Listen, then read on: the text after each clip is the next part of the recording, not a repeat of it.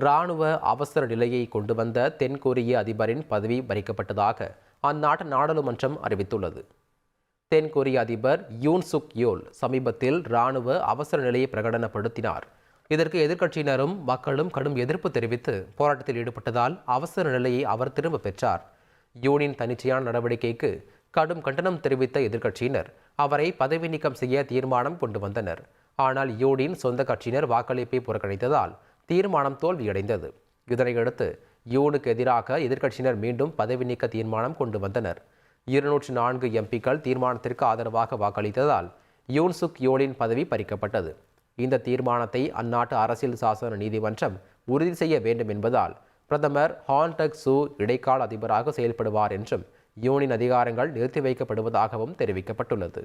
தென்கொரிய அதிபருக்கு எதிரான பதவி நீக்க தீர்மானம் நாடாளுமன்றத்தில் நிறைவேற்றப்பட்டதை அந்நாட்டு மக்கள் ஆடி பாடி கொண்டாடினர். தலைநகர் சியோலில் நாடாளுமன்றத்துக்கு முன்பாக திரண்ட ஆயிரக்கணக்கான மக்கள் தீர்மானம் வெற்றிகரமாக நிறைவேற்றப்பட்டு யூனின் பதவி பறிக்கப்பட்டதை அறிந்து உற்சாக கோஷமிட்டு மகிழ்ச்சியை வெளிப்படுத்தினர்.